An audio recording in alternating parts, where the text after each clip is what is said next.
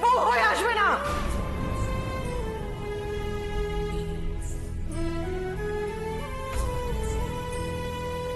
তুমি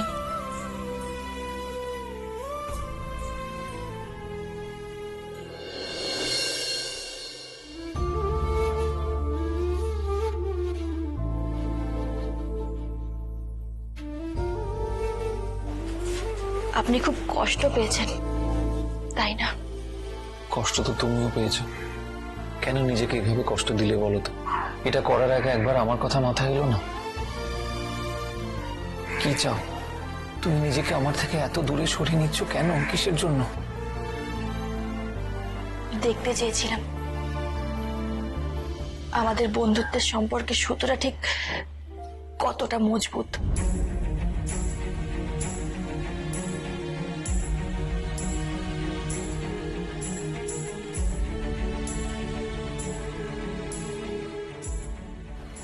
দেখতে চেয়েছিলে সম্পর্কের মধ্যে এরকম পরীক্ষা চলে? চলে না বুঝি? আসলে আমার জীবনের সব সম্পর্কের সুতোগুলো না আমি জুড়িনি, জানেন, জুড়েছে অন্য কেউ।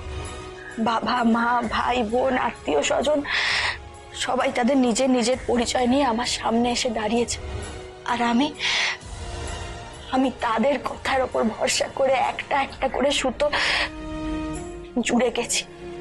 কিন্তু আমি না ওদের পুরোপুরি বিশ্বাস করে উঠতে পারিনি, জানেন। কিন্তু হ্যাঁ, আপনি একমাত্র সেই মানুষ যাকে যাকে দেখার পর আমার মনে হচ্ছে হ্যাঁ এই মানুষটার উপর আমি নির্ভর করতে পারি। গৌরব, আমাকে কথা দিন আপনি আমার এই বিশ্বাস আপনি চিরকাল রাখবেন। কথা দিন।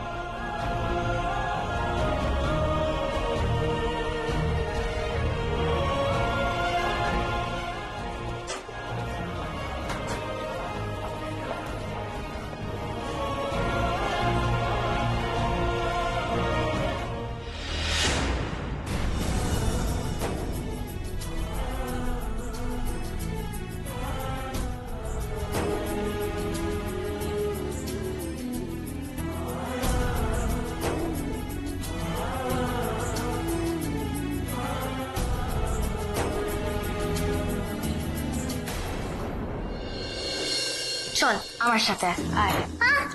আয় না বাবা, আয় চল।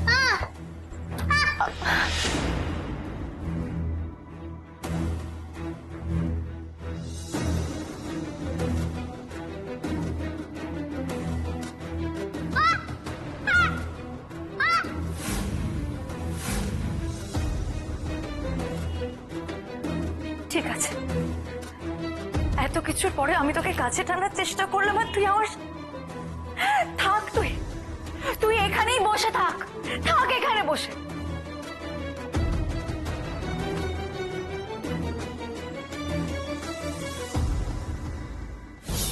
ব্যাস, আগুনে আরেকটু ঘি ঢেলে দিলাম।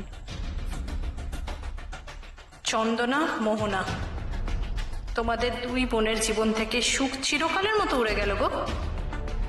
দেখো না এবার প্রতি পদে পদে কিভাবে তোমাদের কষ্ট সহ্য করতে হয়।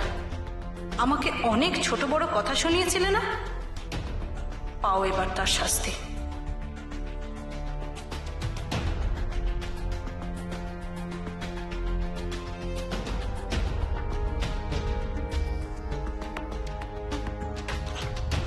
দুই বোনের ব্যবস্থা করার পর এবার তোর পালা।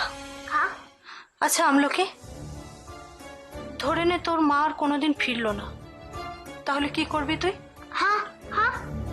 ও তুই তো আবার কানে শুনতে পাস না। আমি বলছি তোর মা যদি মরে যায় আর কোনোদিন তোর কাছে না ফিরে আসে, কি করবি তাহলে?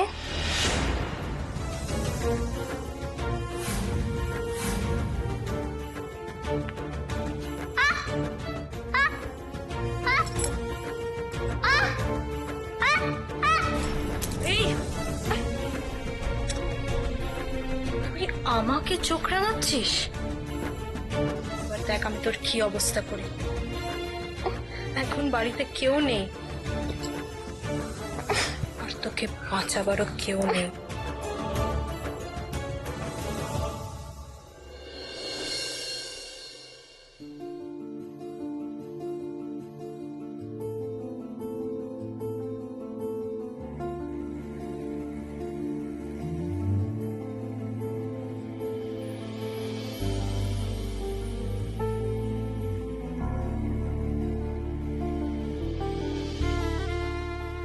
চন্দনা, আপনি অনেক লড়াইতে একা লড়লেন, এখনো লড়ছেন, এখনো অনেক লড়াই আপনাকে লড়তেও হবে।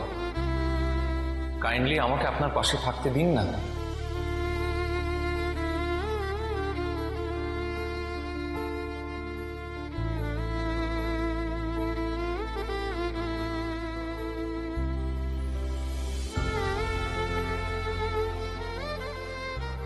স্যার,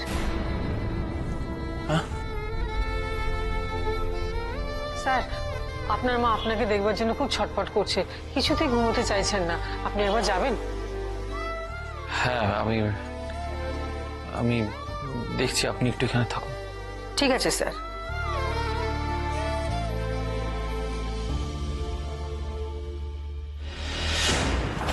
শোন, তুই এই দরজার বাইরেই অপেক্ষা করিস নিজের মায়ের জন্যে। আমি তোকে বাড়ির মধ্যে ঢুকতে দেব না। বেরো।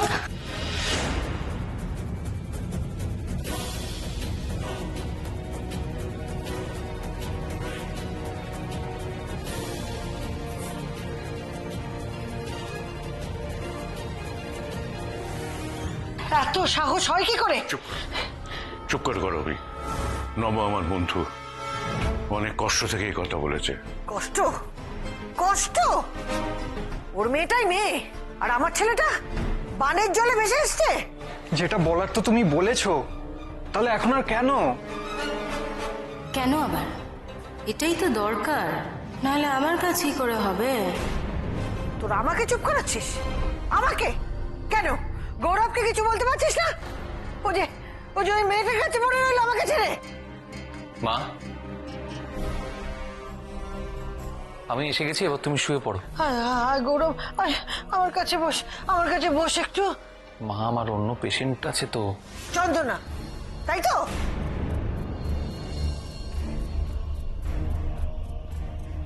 তুমি চুপ করে শোবে নাকি আমি এখান থেকে চলে যাব? না, আমি শুচ্ছি, কিন্তু তুই আমায় কথা দে, তুই মেয়েটার কাছে যাবি না? যদি মেয়েটার কাছে না যাই তাহলে সব সমস্যা মিটে যাবে, তাই তো?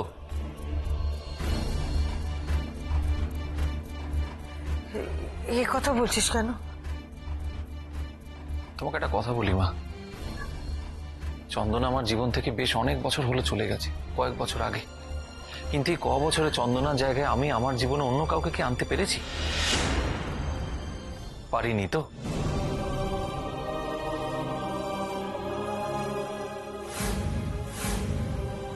একবার কাউকে ভালোবেসে ফেললে অত সহজে তাকে ভোলা যায় না মা।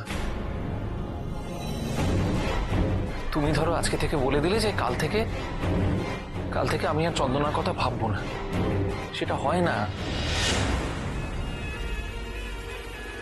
তাহলে তুই ওই মেয়েকে ভুলতে পারবি না?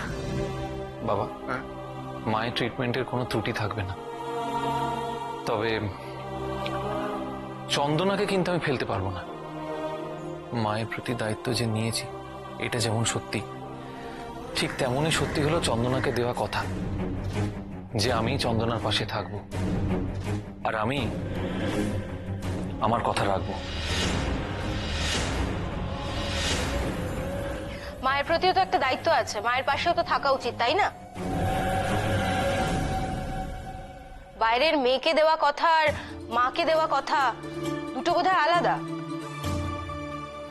দুজনকে দেওয়া কথাটাই হলো কথা। আমি যেমন তোমাদের ফেলে দিতে পারবো না, ঠিক তেমনি চন্দনাকেও ফেলে দিতে পারবো না। তাহলে এখন তোমরাই ডিসাইড করো, তোমরা বলে দাও যে আমার কি করা উচিত। আমার তো মনে হয় আমার এখানে থাকাটাই উচিত নয়, থাকা। দেখলে আমাকে ফেলে রেখে চলে গেল। দেখলে বিশ্ব, তুমি একটু মায়ের দিকে খেয়াল রেখো।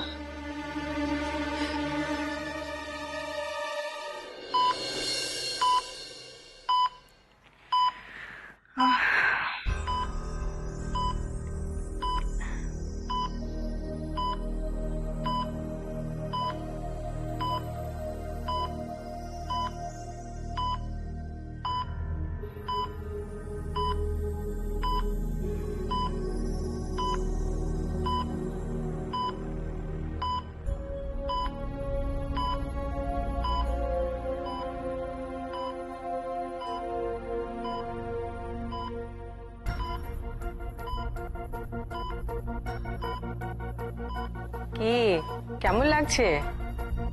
আপনি চিনতে পারছেন না? চন্দনা, খুব কষ্ট হচ্ছে মা। না, কষ্ট হচ্ছে না। তাহলে তাহলে তো চোখ মুখ কেমন দেখাচ্ছে কেন? বল না, তোর চোখ মুখ দেখে তো মন। আমাকে কোথায় নিয়ে এসেছেন? এই জায়গাটা আমার খুব চেনা চেনা লাগছে।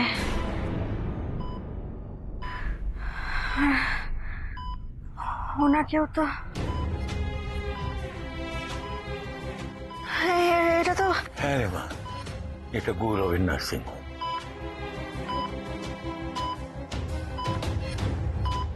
চন্দনা, কি হয়েছে? এমন করছিস কেন?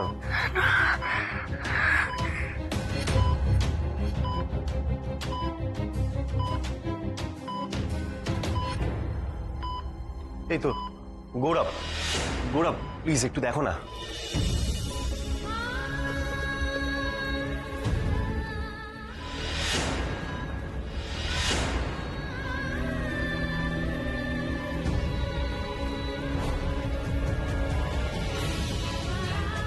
কেমন আছো চন্দনা? আমার থেকে অনেক অনেক অনেক দূরে চলে যান আপনি, যাতে আমার ছায়াও আপনার উপর না পড়ে।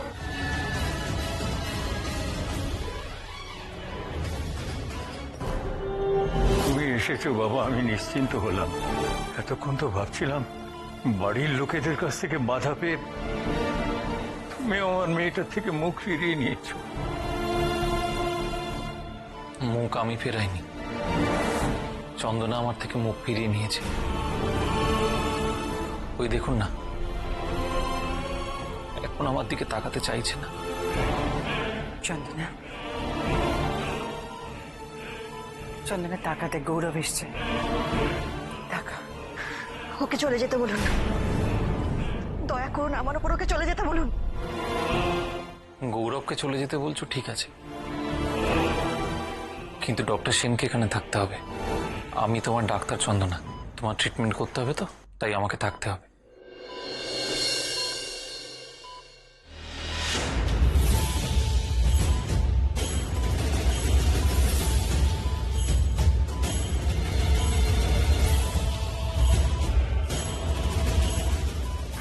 আমাকে এখান থেকে নিয়ে চলুন, প্লিজ আমাকে এখান থেকে নিয়ে চলুন। আমি এক মুহূর্ত আর এখানে থাকতে চাই না। আমাকে নিয়ে চলুন এখান থেকে। আমার নার্সিংহোম থেকে পালাতে চেষ্টা করছো নাকি নিজের থেকে? পারিনি চন্দনা, কেউ পারেনি আজ অব্দি। নিজের থেকে পালাতে কেউ পারেনি। আর বাঁচতে গেলে একটা বন্ধুকে পাশে দরকার হয়। আমার কারোর সাহায্যের কোনো দরকার নেই, কোনো সহানুভূতির দরকার নেই।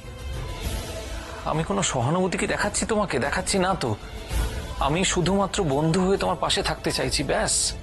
আপনি আমার পাশে থাকলে আপনার মায়ের থেকে দূরে সরে যাবেন, আর আমি চাই না আমার জন্য কোনো সন্তান তার মায়ের থেকে দূরে চলে যায়।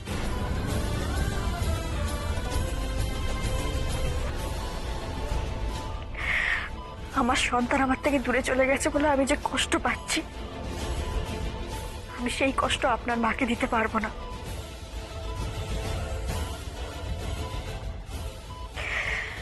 ওনাদের যখন মত নেই, এই ব্যাপারে আমরা আর কথা বলবো না, ব্যাস।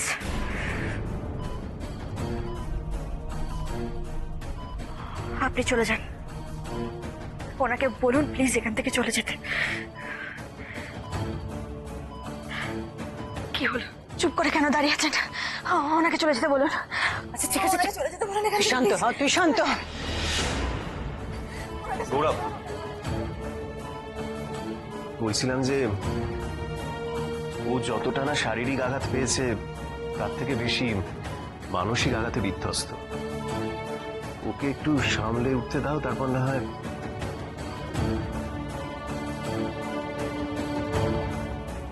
আমি কি কোনো দিকে সামলে উঠতে পারলাম না? মা, চন্দনা, কাউকে ভালো রাখতে পারলাম না।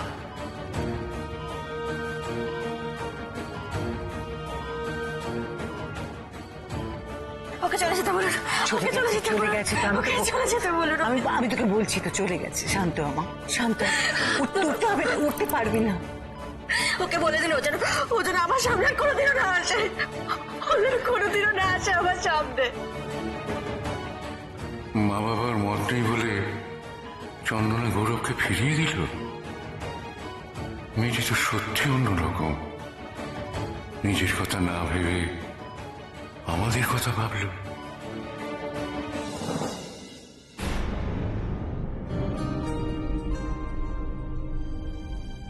গৌরব,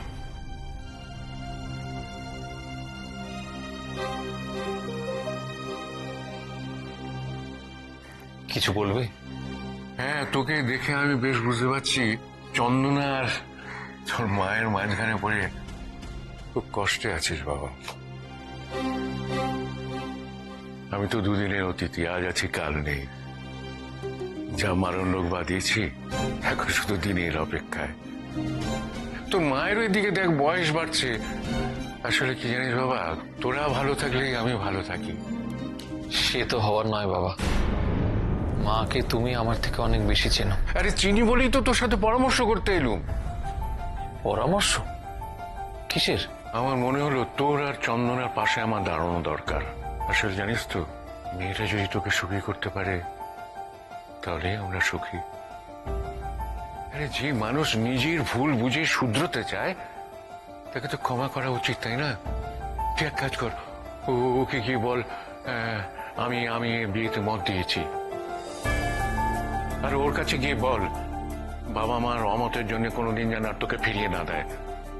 অমত তো এখনো আছে বাবা, মায়ের তো মত নেই। আরে সেটাও যাতে পাওয়া যায় তার চেষ্টা তো করতে হবে আমাদের। তুই এক কাজ কর দেখি, তোর মায়ের কেবিনের পাশের বেডটা তো খালি আছে। হ্যাঁ আছে তো, কেন? তুই চন্দনাকে ওইখানে শিফট করে দে। আরে ওর ইঞ্জুরিটা তো খুব একটা সিরিয়াস নয়। কিন্তু যদি উল্টো কিছু হয়? আরে তোর মাকে তো তুই চিনিস।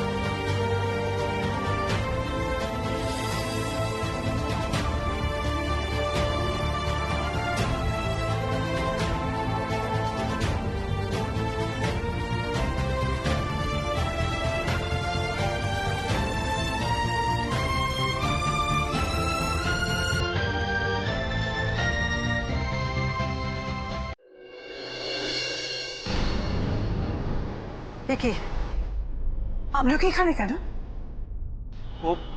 ও এখানে শুয়ে কেন? আমলকি, আমলকি, এখানে কি করে এলি? কি করে এলি এখানে? আমলকি, কি হচ্ছে? বাইরে কেন? কি হয়েছে? মা মা মা হাসপাতালে আছে, হাসপাতালে। ডাক্তার ও দেখছে। মা এখন আসবে না মা, পরে পরে আসবে। হ্যাঁ, তুই এখানে কেন?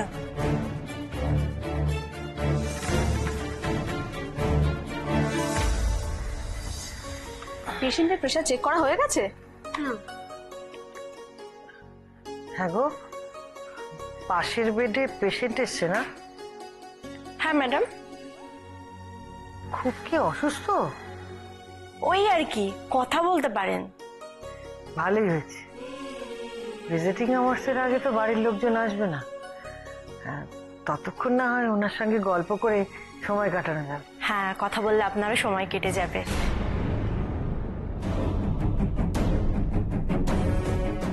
একটা কাজ করো না, বলছি কি এই পর্দাটা সরিয়ে দাও, তাহলে ওনার সঙ্গে একটু গল্প করি। আচ্ছা দিচ্ছি।